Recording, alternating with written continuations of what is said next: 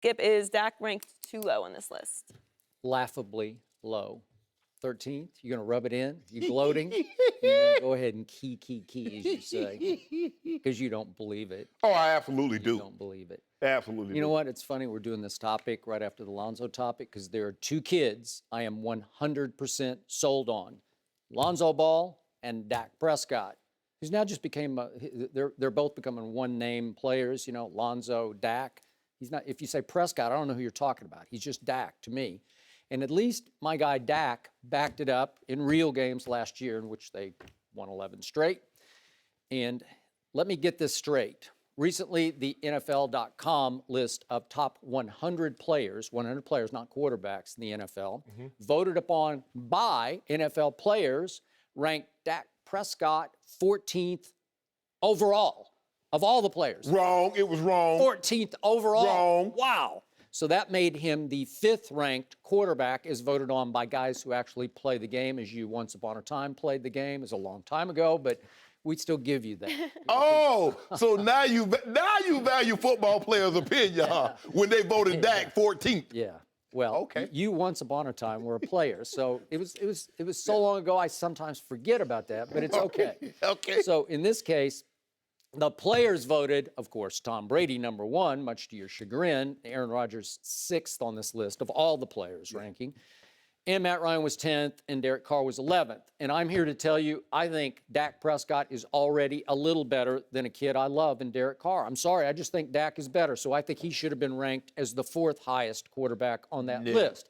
Because as you well know, just to reiterate, in case you've forgotten, because your memory fades a little bit at your advancing age, he was the offensive rookie of the year. Last year was Dak Prescott. Should have He been would have, Zeke. yeah, it should have been Zeke. Baloney. And Dak would have won the QBR race if not for having to mail it in that last meaningless game at Philadelphia, and he would have eclipsed both Tom Brady and Matt Ryan in QBR.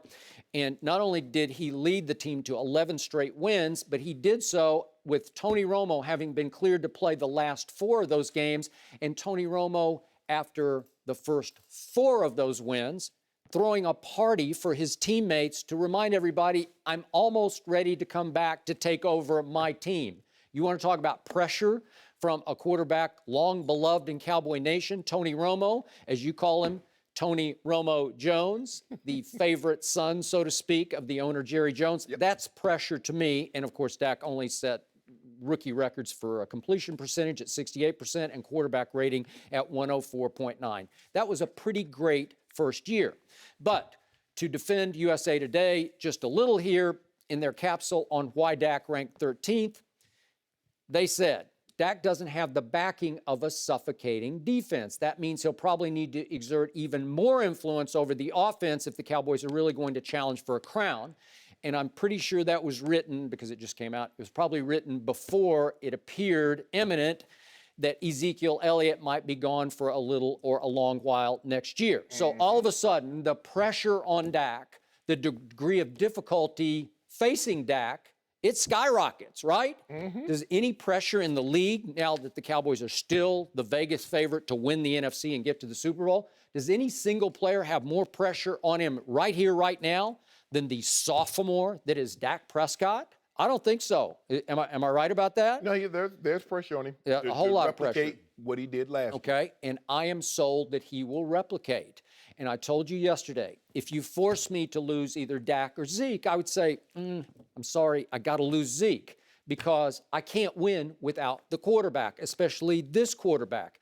And I told you last year, as soon as I saw him play and stand in the pocket in preseason games, it's almost like summer league, I said, wow. I told you on our first show, September 6th, our launch show. Yep. I've never seen anything like this. A kid standing tall in the pocket like he's a 5-year veteran, like he's already the face of the franchise. I've never seen such poise and accuracy from a raw rookie, especially a 4th-round pick. And I saw it all year long. And I keep remembering what Troy Aikman said after 2 games. I don't evaluate him as a rookie anymore because he's not. He's playing like a veteran. So I don't know why he can't take it up another level of ball control, passing offense, just flipping the ball if need be, with accuracy and decisive decision-making to Dez and Jason Witten, your buddy, who could outrun you, and Terrence Williams and little Cole Measly Beasley. And now we got another Measly. We got little Ryan Switzer, the rookie. Trust me, he's going to catch a whole bunch of balls from Dak. Dak's already, you can tell, he's fallen in love with him. Smurfs per team. You know, 2 Smurfs. So they got 2 slot Smurfs that are just going to bedevil people. How do we cover those quick little guys?